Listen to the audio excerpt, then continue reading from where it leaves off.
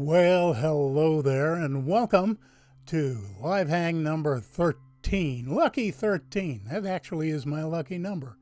This is your buddy Dave over at MarsX3D. And I can tell right off the bat, we have got a veritable plethora of weirdos in the house tonight. Let me see all. Well, let's see. We got Alan from Photography, Light, and Magic. And Ricardo is here. ¿Qué tal? Ultraman, you're here too, and AKA Man, good to see you, brother. Locked and loaded. And who else? Oh, 43 Pigtail. Hey, Granny, how are you? I'm glad to see you. I'm glad when you show up, because you and me can kind of keep these young weirdo whippersnappers in check. And Planetary Protector. Man, all the alpha weirdos are here tonight, including yours truly. So, well, things going on. My goodness. Let me see. I took delivery today of my Looking Glass portrait model holographic display. And I'm currently working out some of the bugs. Hey, Martin. Thanks for coming by tonight, my friend.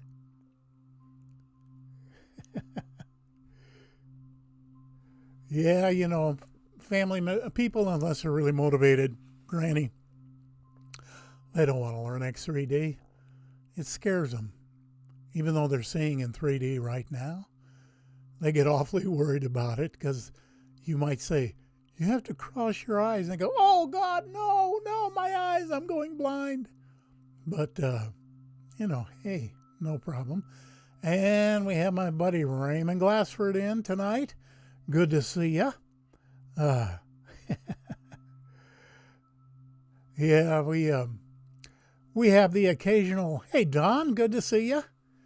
We have the occasional, shall we say, dilettante show up at MarsFam.net, proliferating the same old business of their bugs and their people and their flying saucers, and there's everything, and they post a bunch of Rorschach blots, and we've been politely trying to shut them down, but maybe we'll need to just block him at some point. We try to give everybody a chance, you know, but as we say, MarsFam.net is supposed to be where the adults can have a conversation. And, of course, we understand that all weirdos are adults prima facie. Little Latin lingo for you all there. Anyway, so I'm working out the bugs on my Looking Glass holographic display. I was able to run the demo on it, and it's very cool. I mean, it's Star Trek, man. It's a true hologram. And so that's kind of fun. But there's some hardware issues and some software issues that I'm having. I'm working with support to get it all cleared up. And then when I get that all figured out, and I hope I can, then I can start formatting things. Because here's what my thought is. When I get out on the conference circuit, at some indeterminate point in the future, I'll probably purchase a large display. They have a great big one. I think it's 22 inches, 27 inches, something like that. It's very expensive. But oh my gosh, it's just perfect for seeing Mars anomalies. And I can just see it now sitting at the table out in the hallway with all my merchandise, which is being developed as we speak, and showing these Mars anomalies in full holographic 3D that anybody can see without even doing X3D. It's just right there. Very cool. Yeah, Martin, we try not to block anybody. We're going to hopefully shame him into rationality at some point in the very near future. And no, Don, I wasn't able to get a hold of Nev Not because he's playing hard to get, because I'm playing easy to forget with my mind. And hopefully we can work that out. Speaking of which, turn my head a little bit. Let's see, turn it that way. Smacked the fire out of my head today on a cabinet. Left a big welt on my head, and I'm going to have to rebuild one of the cabinets, but I suppose I need the discipline. Don brought up the fact that, we had talked about, he had shown us how you could do X3D with Nev's gigamacros. There's a way to do it. Unfortunately, as I finally had the free time to go in and dig in and experiment a little bit myself, what you end up with is 2 right mass cam images. So while you can view it in X3D, you're just seeing a 2D image. You're not seeing a stereo image with depth and presence. But that game's not over just yet, because my intention is to get in touch with Nev and see what we can do about putting together the right and left mass cam gigamacros. The only problem there is that Nev typically does only the right. He has done some left, but he usually only does the right because that's much more clear than the left. So I don't think Dave can see me. Well, Alfie, Joe, Bob, you'd be surprised what I can see. I see some of the most unbelievably salacious stuff going on out there. I keep my mouth shut. I'm an adult. I don't want to pop anybody's bubble or blow anyone's cover, but y'all need to behave yourselves, and y'all know who you are. So, well, can I show you a picture of a holographic display? Hang on a second. Let me reach over here. I may have to go off camera for a second. Now, of course, it's not going to be turned on. But let me get it. There we go. And back it off. Back it off. There it is. The looking glass display. When that's turned on, there's a 3-dimensional image in there, a true holographic image. It's very, very cool. And and Don, don't feel any pain. You were so intrepid to figure that out. And like I say, the game's not over yet. We'll see if we can't combine left and right mass cam images and get X3D. It's well worth the effort. I'll chase it down, I promise. It's been kind of a crazy week. They all are. All the weeks are crazy. I've never been so busy as when I retired. Holy moly. Hey, Noise Magician. Thank you for making the group tonight. And, and Don, this, what I just showed you, the Looking Glass portrait display, that's the smallest one they make. It's actually not a prototype, but the first run production. And all of those of us who invested in the company got our units at a reduced price, which is pretty cool. Wish I had the money to get the really big one, but they'll have to wait a little bit, I guess. But it promises to be a quite an amazing technology. So while I'm jabbering away here, let me show you what I've been working on this week in what very little free time I've had. As you know, I work on 3D conversions in my spare time, taking a 2D photograph. And hey, the G's views. Good to see you, man. Down from Oz. Good eye. And hey, Pat. Good to see you too. And AKA, yes, this is my Renaissance laboratory. Got a kind of a stormy evening out back. You can see through the window.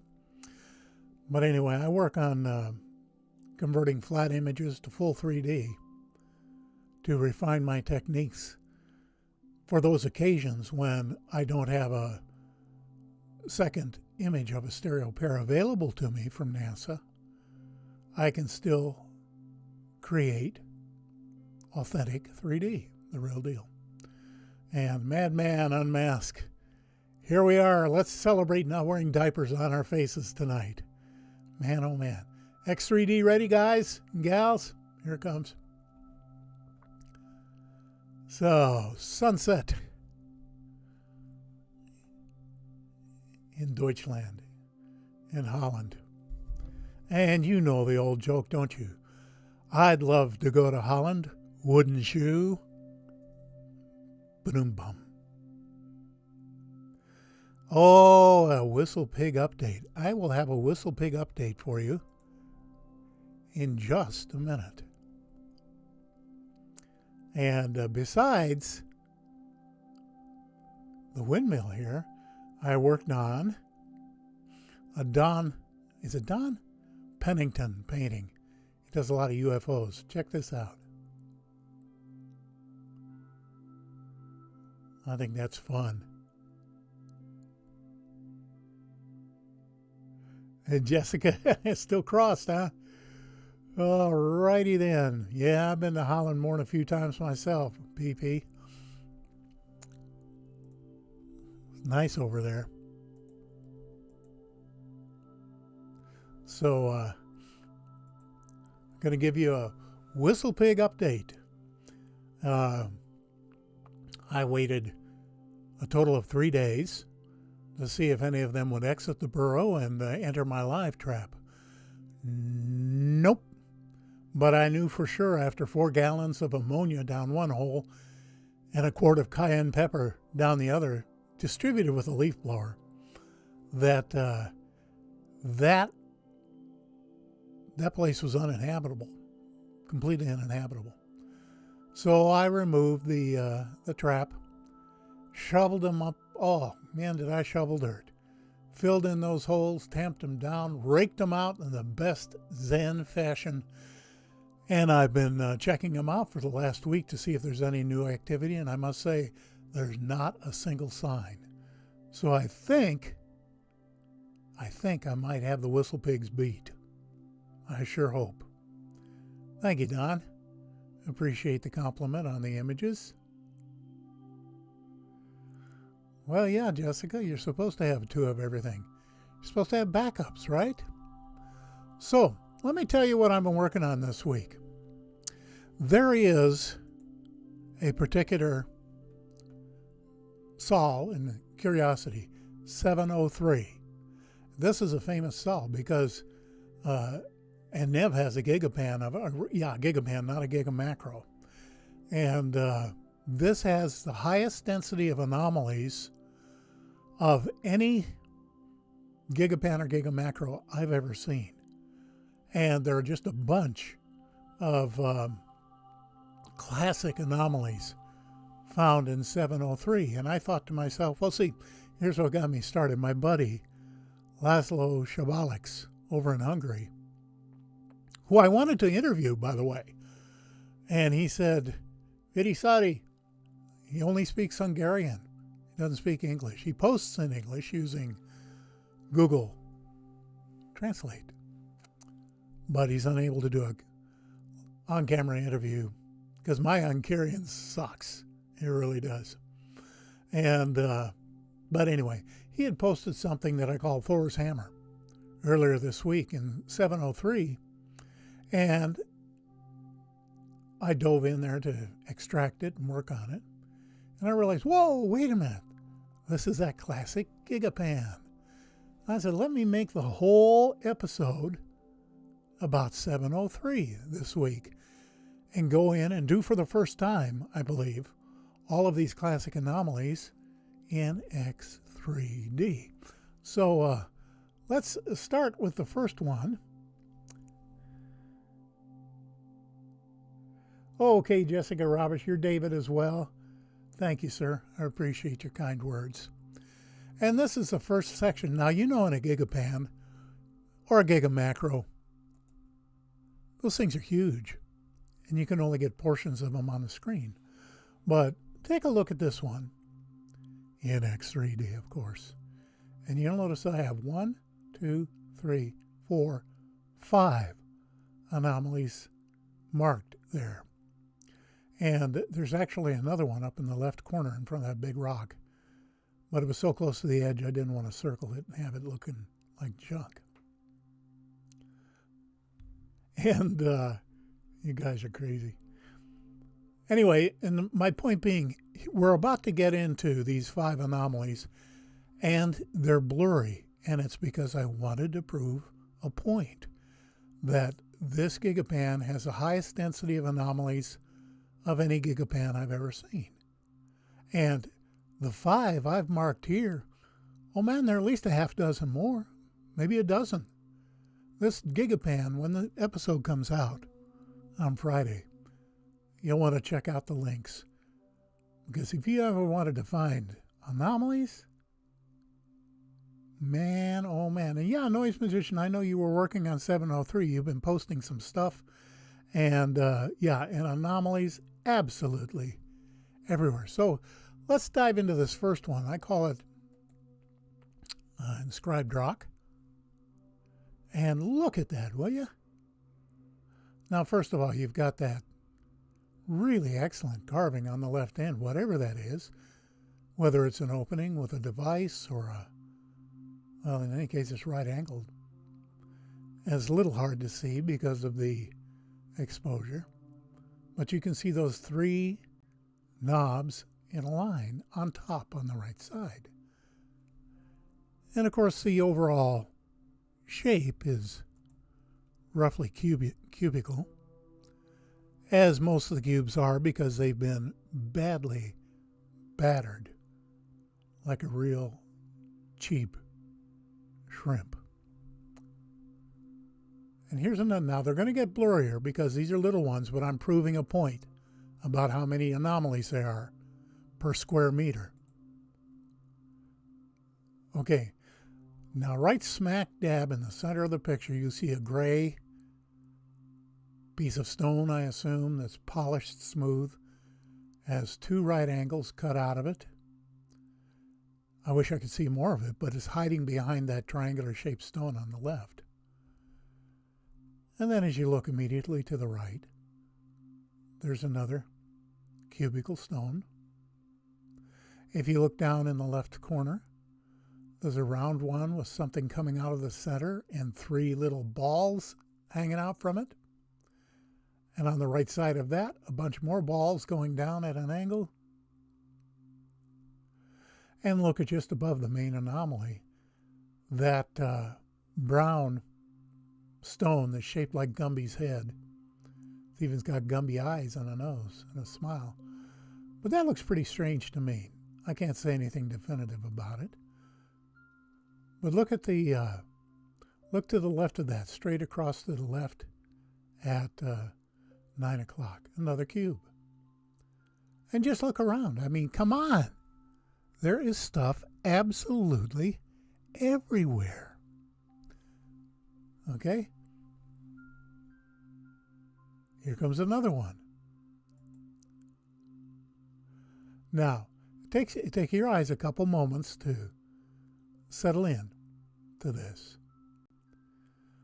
But you see down in front the oval shape, the football shape, and it joins to another one that goes up and is kind of in the shadow.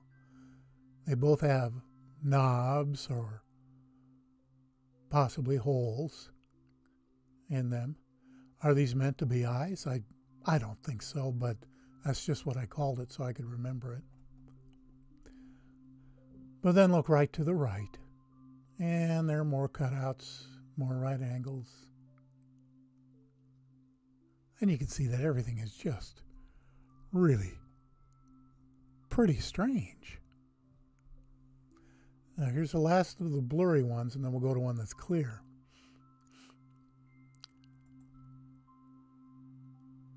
Okay, here's another cutout block. It's kind of hollow inside. It's got 2 cubes on top on the left. And yeah, David, you're right about the cinder blocks. We've seen a bunch of those, and as a matter of fact, Phil Cox found a cinder block wall, indisputable, that made it into the best of the top 3 picks of 2020. Very cool. Look to the immediate right of this right-angled shell, and there's another rectangular block with some kind of devices on top of it. Hey, James Cregan just showed up, folks. Everyone say hey. The man is a legend, a legendary weirdo amongst legendary and epic weirdos. Okay, let's do now this one. This is the last one in that collection. And look at that. Now, how do you get an absolutely square cutout in the middle of a piece of rock? Of course, it's filled with sand. But it's not too hard to imagine that as being a window, perhaps, in a wall. Is that a wall section? I don't know. But now, look on the right in front. And it's got all those little rectangular teeth coming down like a comb. What in the world is that? Is it some kind of gate? I don't know. I don't know. So let's see. Let's turn off this last one here. And I hate covering up my beautiful face. I just love looking at it. James, you're in good company there. I think we all enjoy being weirdos because we've had so much practice. And for those who are late coming, there's my boo-boo on the side of the head. Smacked the fire out of it on a cabinet today, this afternoon. Probably end up rebuilding the entire kitchen. I didn't get a ton of sympathy. Well, I did. My wife bought me cookies, and that kind of made up for some of the pain and suffering, and I do suffer. I guess you know that, don't you?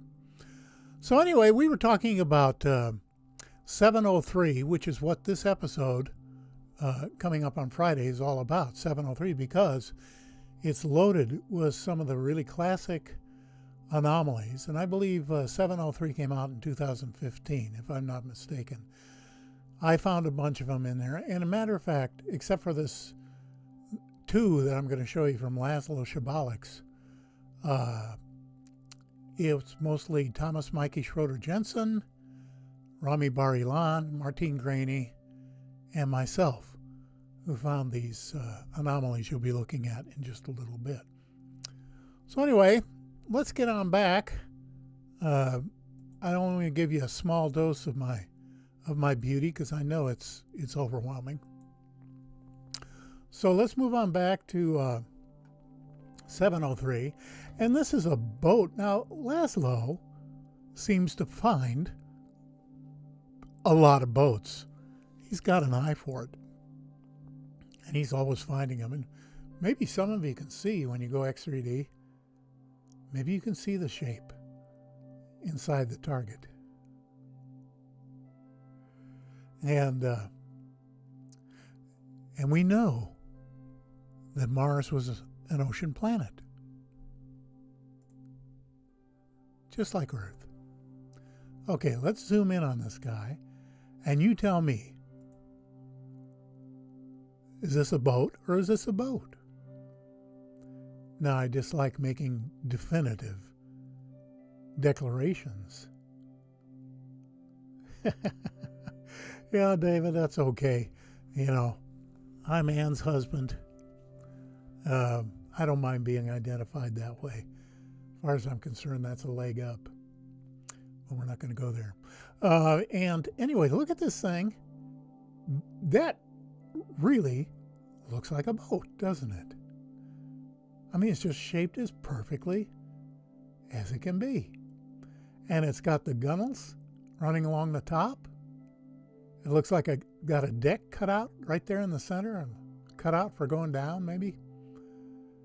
And it's broke clean in half.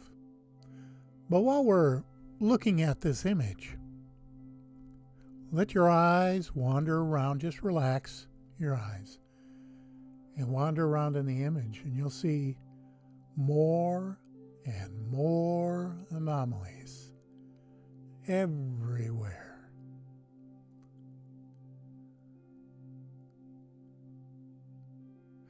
And that's a good thing, Ricardo, asking for metrics on this. Let's go back to the context view. So this thing appears to be, see, there are no metrics, almost always are. There are almost never metrics on the Mastcam images on the analyst notebook. Hey, Redline came in. How you doing, my friend? And so if we assume, and it's a big assumption, that this is just shooting from the straight Mastcam, the 100mm, which is a slight telephoto, you understand, about twice as close. I would say that this is at most 3 to 4 feet long. Not real big, but you know, if it's part of a boat, you know, just the front of the boat, the bow, well, that's plenty big. Yeah, there's a boat that could be 20 feet long or more.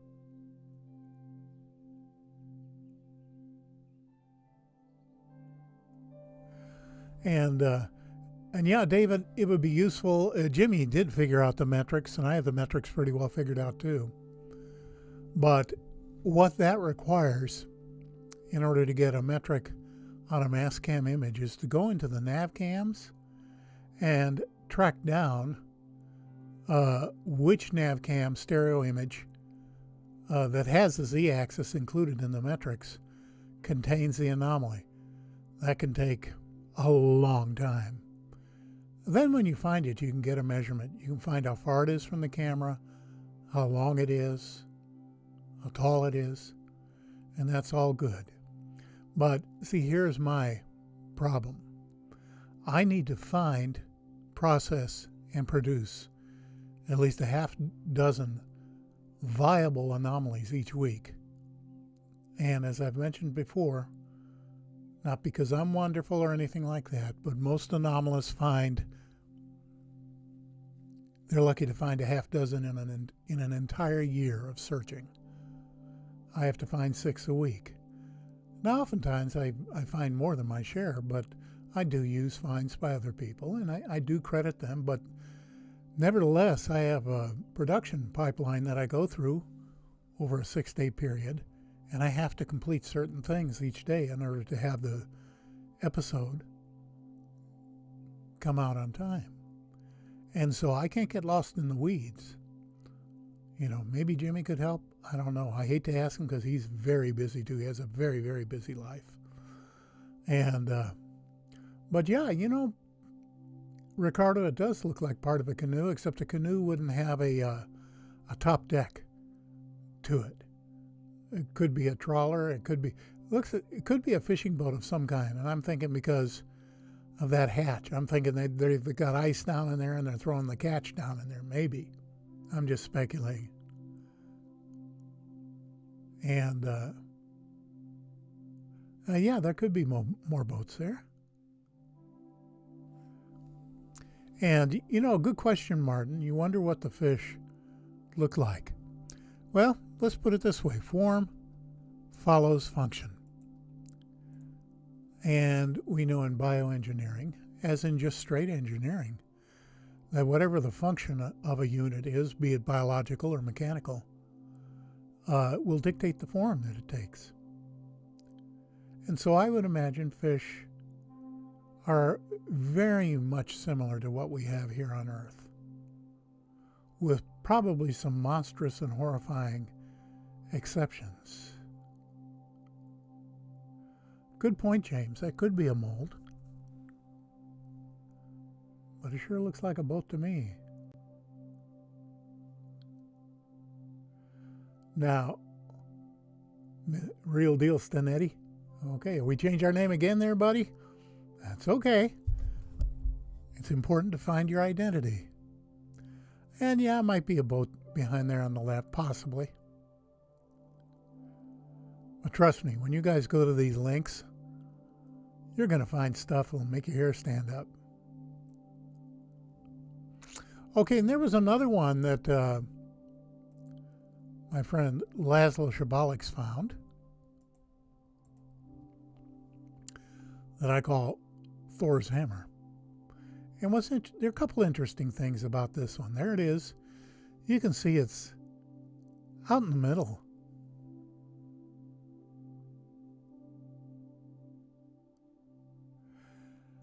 Just out in the middle of the pebbles and the sand, kind of away from everything. But now let's zoom in on it. Take a look at this. It does kind of look like Thor's hammer, doesn't it? But here's what's interesting to me. That thing is either wicked heavy because it's sitting there at that angle in the sand without falling over.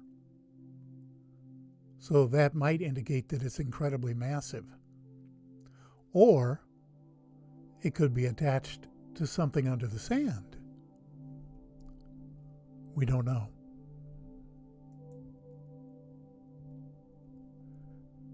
We just don't know.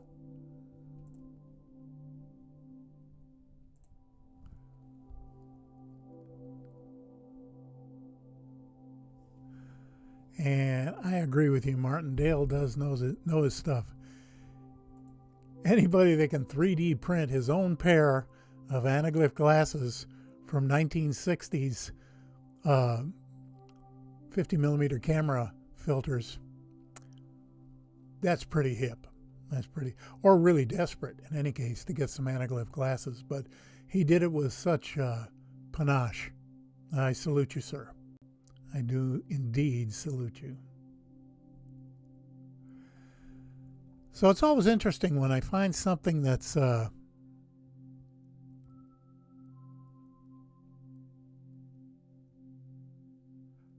let's see, you know what?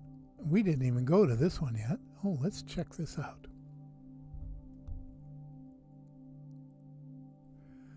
And you know, I think you're right, AKA man.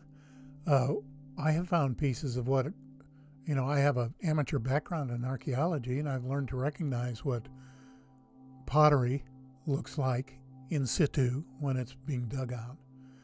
And I found things that I totally believe are pottery. And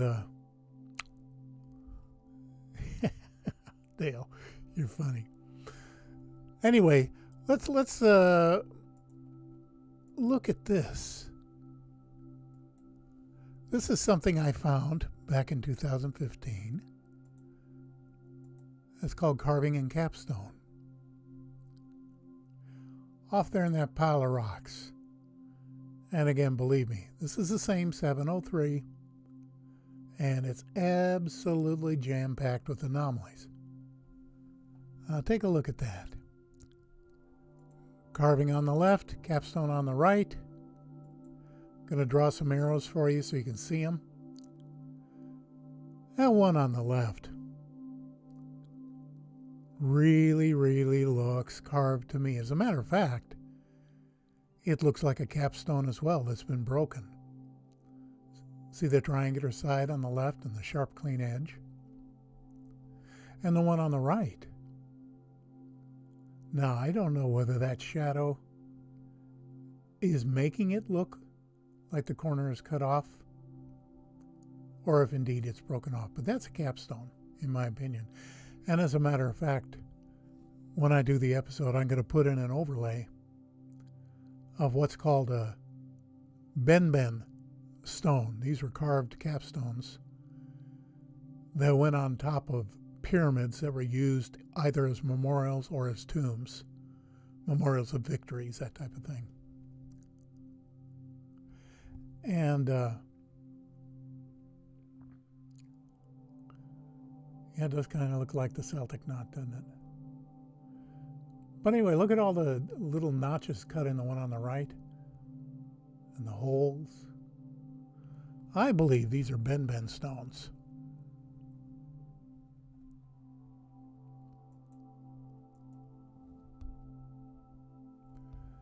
And while we're at it, let's slide on over another part of the picture.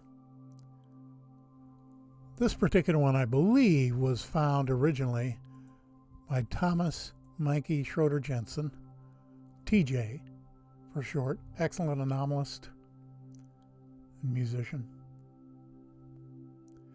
And look how that landscape just stretches away into the distance. And this stone is actually quite large. It's circled there in the yellow target. Take a look at this thing. Is that strange? Now, I am imagining that a boulder could break like that.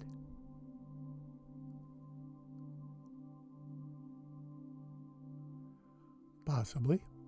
But then how do you account for that rectangular upright piece inside the mouth and the other little items? That's just a very strange piece of geology, if indeed that's what it is.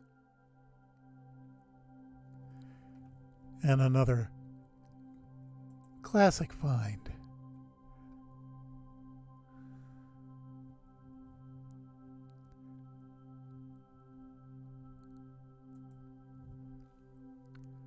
Now we're going to head on back to our original context view, only it's moved over to the left a little bit.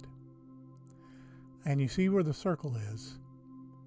This is an anomaly, a classic anomaly called the Viking. And you're right, Ricardo, they could well be mud fossils, given that everything would have been buried, tumbled, and broken in continent-sized waves of mud in the vast tsunamis that sprang up as a result of the nuclear holocaust. And then the mud and the minerals kind of work their way down in there, and the mud gradually wears away, and you have body parts that just pop out of the ground. And you're right, David. Dr. John Brandenburg's Evidence of a Nuclear Catastrophe on Mars is the seminal book on what I believe happened to Mars. And yeah, the place was shredded and melted at sun-like temperatures.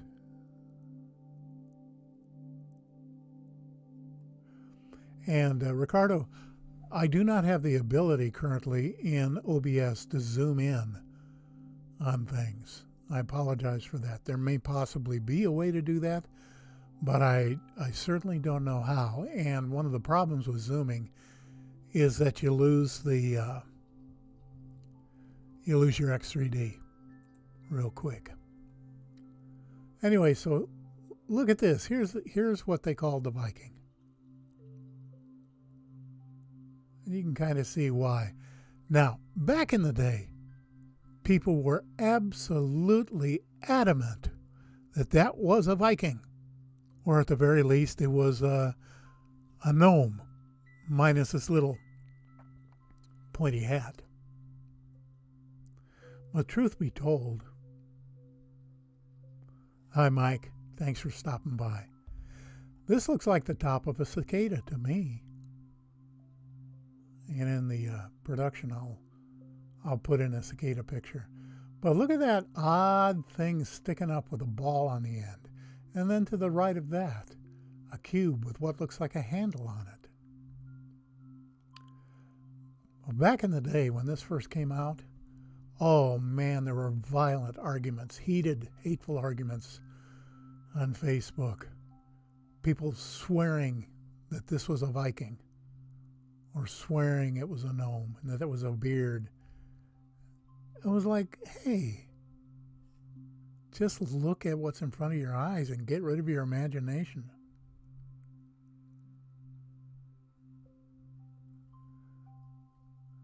So, Adam, many of the pictures we get from NASA are quite good, but the anomalies are usually smudged, smeared, or blurred out. And in any case, they're smaller than the rest of the image, and so we have to zoom in. And so that's why so many of the pictures are blurry, because of the extreme magnification. We try to clean them up as much as we can without actually altering the image. And you're right, James. Pretty much everything we see looks like a dry seabed. We find all kinds of nautical artifacts down there. And yeah, that could be melted metal, Don. It certainly could be. But it was an object lesson for me, because back when they were arguing about the Viking, people were so adamantly defensive of their views. They saw what they wanted to see, and that's what was there, and there was no talking about anything else. And I thought, how sad. How are we supposed to advance this whole thing when people are stuck in their fantasies and not willing to be objective?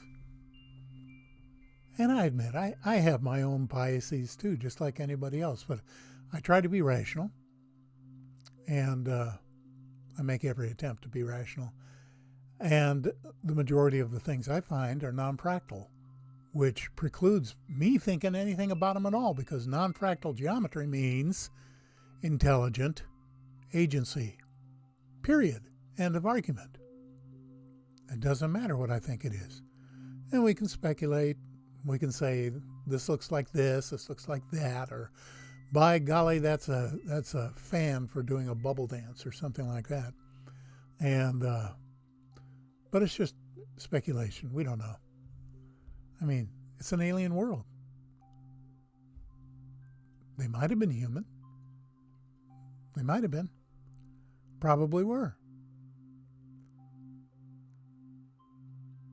Yeah, okay, man. Don't try to look through cross-eyed through your magnifying glass. That doesn't work. And that's what I do. I use, of course, I'm on a Mac, so I use the Mac, which is Control Option Plus, and it'll blow the screen up hugely. That's real handy. So anyway, let's move on back. Let's see. Oh, here's another one. This is another classic called Mini Sphinx. You see it right at the bottom of the image in the center.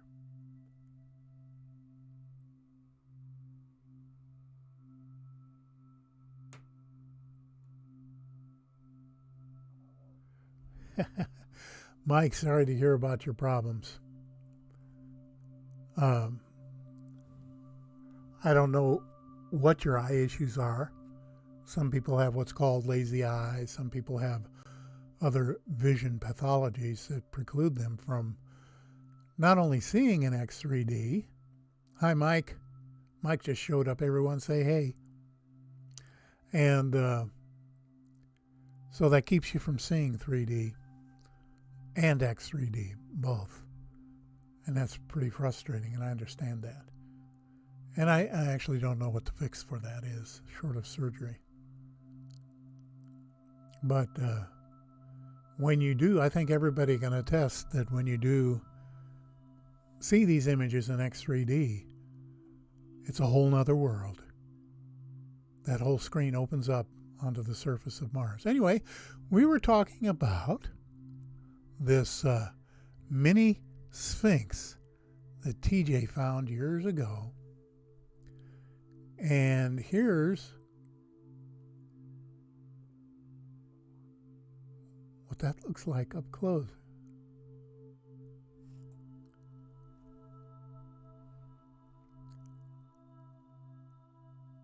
Pretty cool, huh? Now, we're tempted to say, oh, that's a head, and that's a face on the head, and yada yada. Well, no. I mean, it could be a rock. It could just be fortuitously formed that way. Now, how it would form that way, I don't have a clue. I really don't. I have no idea whatsoever how that would form. But there it is.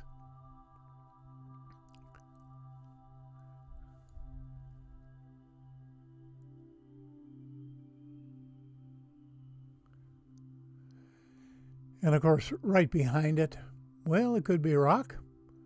Could be something else. We don't know.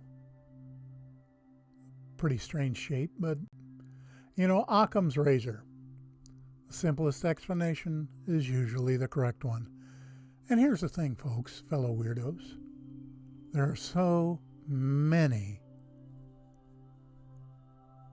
anomalies on Mars that we really don't have to waste time with stuff that is either or kind of on the fence. And so I just move along. I pass them by because there's so much more to discover. Okay, now this last one is a real classic. It was found by Rami Bar-Ilan, who's made a lot of wonderful discoveries.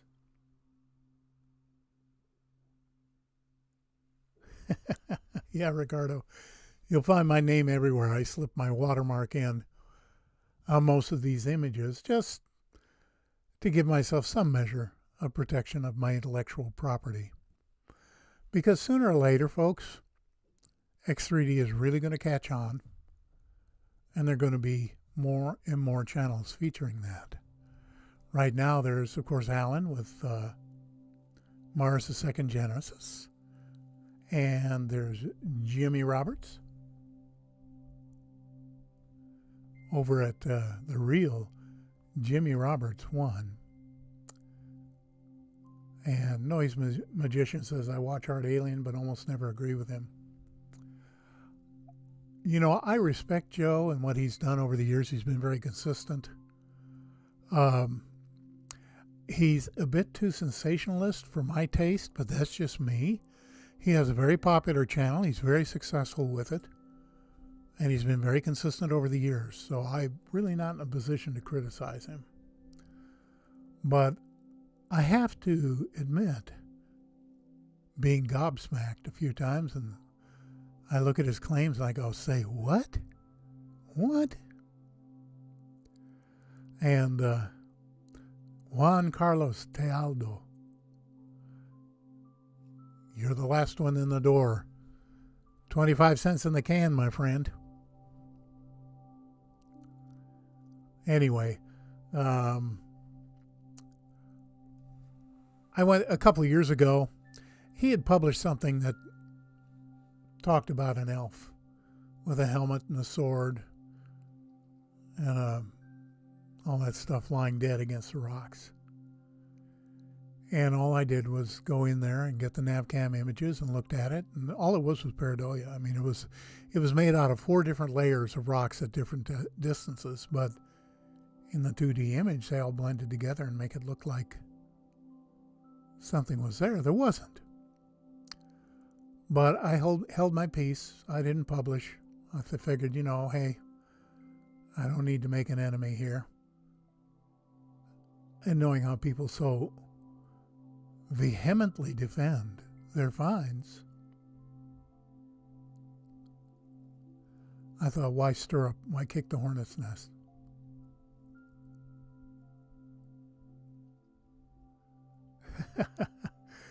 Sorry, Mike, about that writing.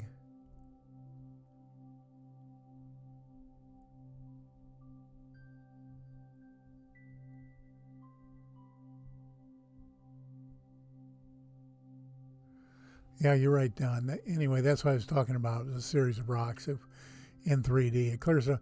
And indeed, a great many of the anomalies that are claimed by people who use flat images, spelled with a PH, are debunked instantaneously in 3D. Okay, Are you ready for this now? This one is an amazing classic find. You've probably seen it before, but not in 3D. And this is the gun turret. Now that, my friends, is a genuine mystery. What in blazes is that? Sitting out in the middle of the sand dunes. You know, I'm sure it's not working, because if that was a gun barrel, it's slightly bent, which is always a really bad thing to fire any gun with a bent barrel.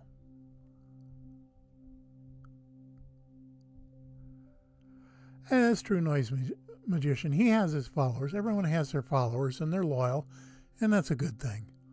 No sense going on and, you know, making waves on Facebook or on YouTube.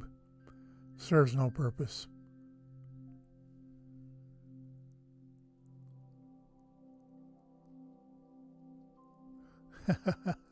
Thank you, David. I'm glad my voice is calming to you. I actually am a relaxation therapist. It's one of the things I do. And I just keep things pretty low key.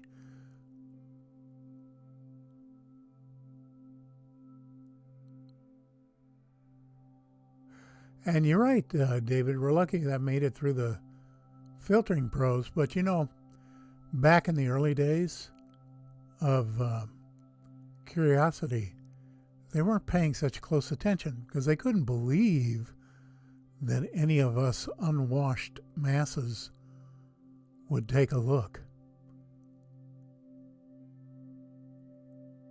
at the things that are in these images.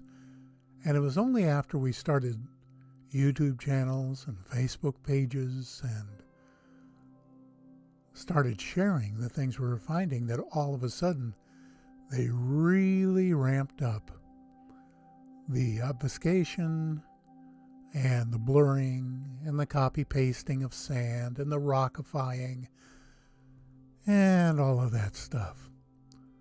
And Chris is really, really good at finding that stuff, Chris Maroney. If there's anyone out there who's not familiar with Chris's channel, Mars Anomalies and Beyond, you definitely want to go check it out. And that's hard to say how big that turret is. But so let's, again, no way to get metrics on this that I know of. But now we look at this 100mm photo, and I cropped this down from the main image in order to get something usable. So this thing is really, I would say, pretty far away. Now I'm just guessing. I don't have any solid metrics to base that on. But I would say it's a good 100 feet away at least, maybe more.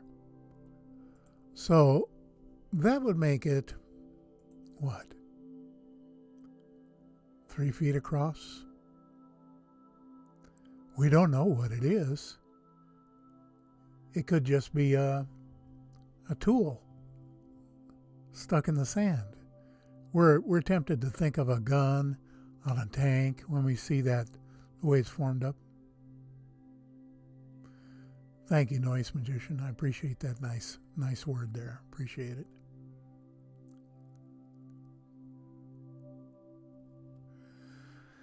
And yeah, Ricardo, like I say, this Gigapan is absolutely chock-a-block full with anomalies, front to back, side to side, up and down. So if you want to find some anomalies and post them, that's the place to go. And now we're just going to slip back down and turn the camera back on in the laboratory. Here we are. Well, I'm getting better at this stuff a little bit at a time. I'm still kind of clunky the way I do things, but someday I want to grow up and be Jimmy Roberts for more than one reason. And I don't have the link handy for 703. But if you go to, like I say, it'll be on the episode this week. And you'll go right to every one of these images, right to them. And you can start exploring for yourself. And just a reminder for some of you out there who are new anomalists or wannabe anomalists, that type of thing, it's very important to always copy paste your URL. For example, in Gigamacro, which I prefer head and heels over Gigapan, find your anomaly, zoom in on it, rotate it if you want it, reorient it, then copy the URL, because it'll keep all of those changes you made, and then you can use a notepad or some other text. Yes, it is on the Gigapan site, Don. 703 Neville Thompson. And because you want to be able to go back there. And you'll notice that on my images, I use an URL. I just say URL. I mean, come on. And I use an URL shortener. And that makes it very easy for someone who doesn't have a clickable link to look at the data bar and type the URL. Take a couple seconds and go right to it. You always want to be able to cite your work, because that's without that, all you're doing is posting pretty pictures, okay, that don't mean anything really. Yeah, could be. Terminator, David Rain says. New weirdos. Yes, of course. Of course. So we're at that point of time where I'm going to go ahead and recycle the images from the beginning. And as I explained then,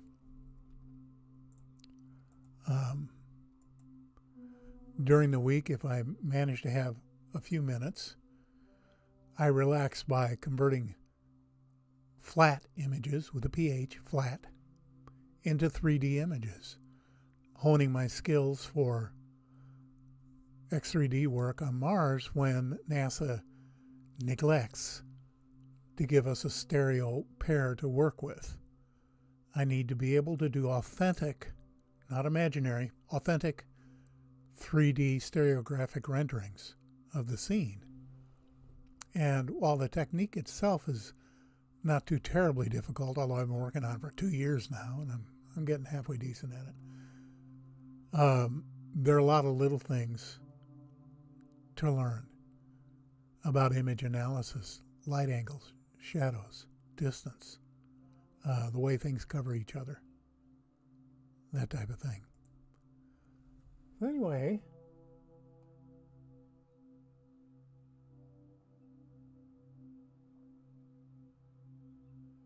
thank you, Ricardo.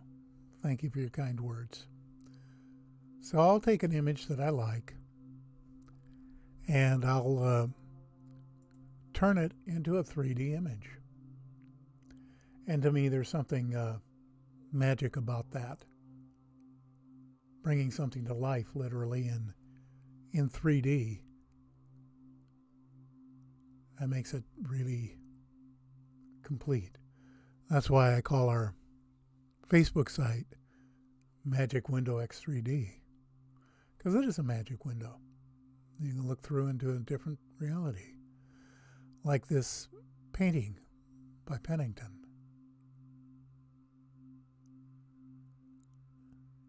You know, how many 3D paintings have you seen?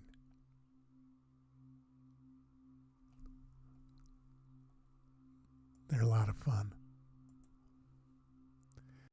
And then we're back to the 703. And I said earlier in the hang that this particular set of images following this is to prove my point that this is the most anomaly dense SAL, is the most densely populated with anomalies of any that I've ever seen. And if you look in this image, you'll see 1, 2, 3, 4, 5 anomalies marked. There are a lot more than that, but they're just the ones I'm going to focus on. And because some of them are small, some of these pictures will be blurry. But that's okay. And you're welcome, David. This work is my passion, and and you know, believe it or not, your existence is acknowledged by none other than fill in the blank. So here's an inscribed rock. Very cool. That business on the left. And perhaps you noticed on the top right, 3 hemispherical knobs in a line. And of course there are other anomalies in this image as well.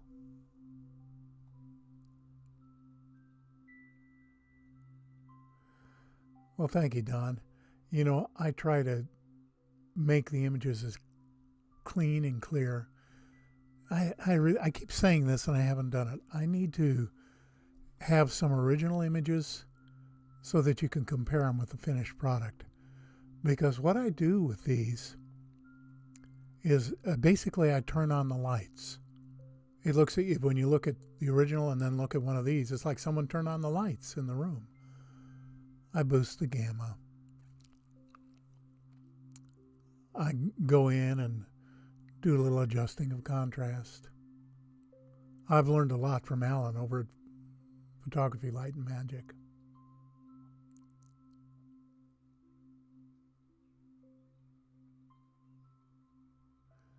Thank you, James. Yeah, it could be an air conditioner, who knows? Then we moved on to this nice polished piece of gray stone.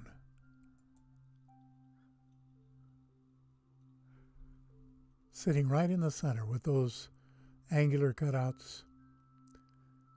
And if you relax your eyes and look around the image, I know it's blurry, but I'm just proving a point. You'll see cubes, cylinders, strings of spheres. And I think my favorite is that brown Gumby head top center, complete with angry eyes.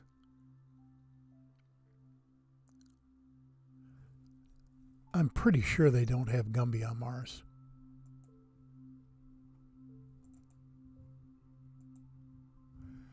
And then we moved over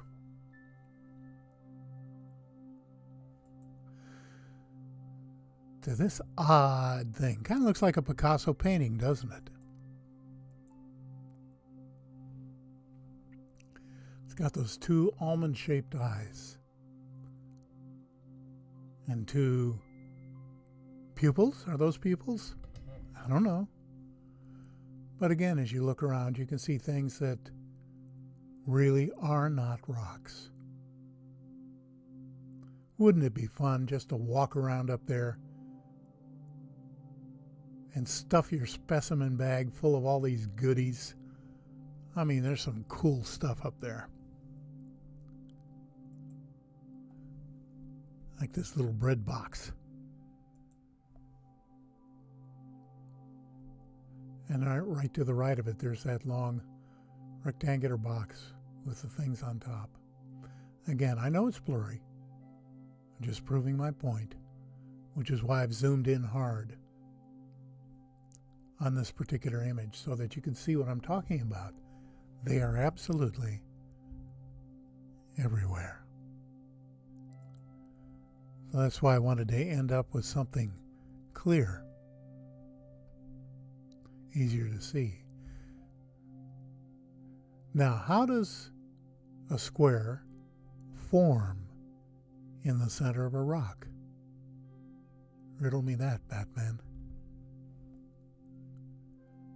How do you erode a square into a rock.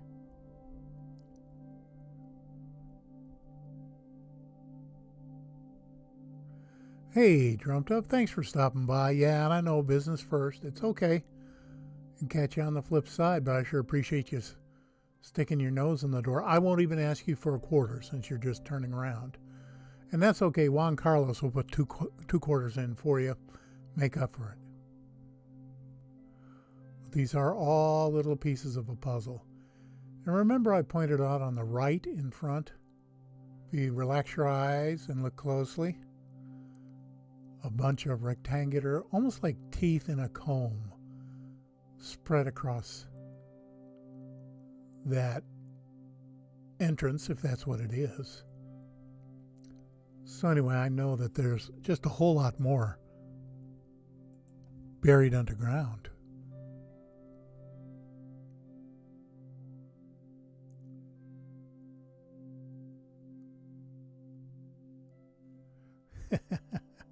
Yeah, Don. I'd have to have one of those fishing jackets full of pockets. So this is the one capstone and carving. I'm going to go directly to the arrows in here so you can see them with no problem. And Inhabit Mars has a very good point. Most of these things are natural erosion caused by masonry tools and a skilled hand. See? I told you it was natural. Now these both look like what are called Ben stones. They're the capstones that would go on a pyramid that was used as a tomb or as a memorial of, say, a great battle or something else, and they were carved on. And both of these have what appear to be carvings on them. The one on the left, if you spend a moment to look at it, I believe that is a capstone that's seen better days. I mean, you can see the triangular portion of it that's in shade. And those sure look like letters, don't they? And letter R. Just sitting out there in the breeze.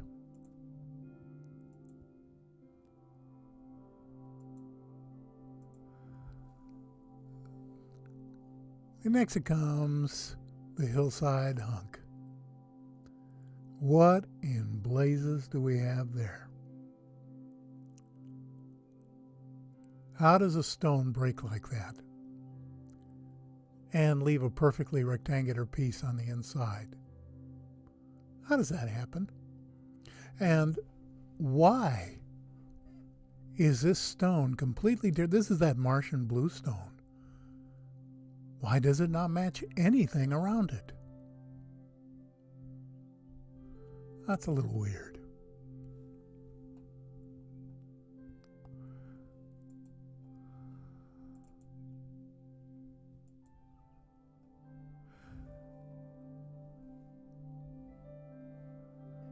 Yep, I see the initials too, Martin.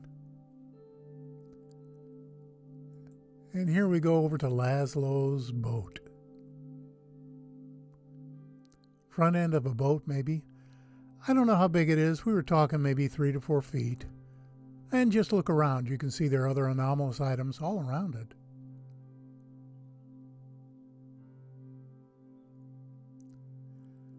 But that could be the front end of a boat. And even if it's only 3 or 4 feet long, I mean, the boat could be 20 feet long, for all we know.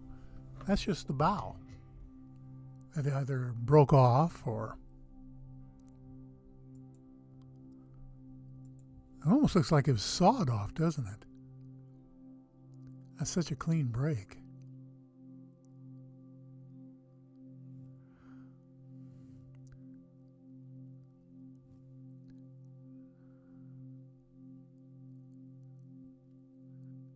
And who knows about the motor? I don't know. It's easy to let the mind just roll, isn't it? Thor's hammer. That is a very strange piece of artifact. I mean, look at the angle. It's sitting there, like I mentioned earlier. It's either wicked heavy. I mean, just really, really dense. And the wind and the sand is just not going to blow it over. Or it's attached to something underneath the ground, underneath the sand. It looks like it could be almost a microwave receiver, doesn't it? I mean, it's got that stalk in the center, and the concave sides focus the beam up to the collector.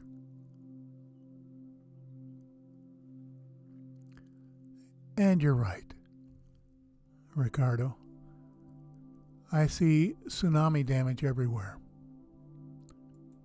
It was a massive, massive hydrologic event on Mars.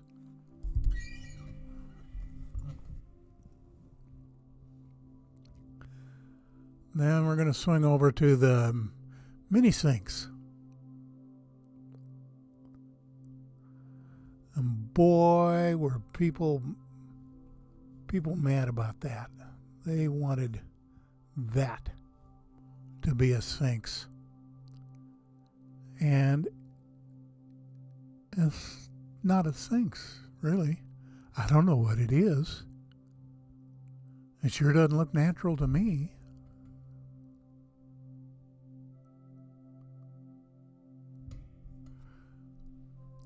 And yeah, you're right. We're kind of putting together a 3D puzzle here, aka man.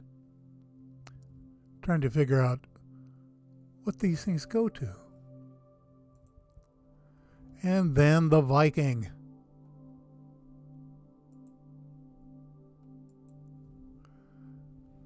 Boy, were there fights online over this thing.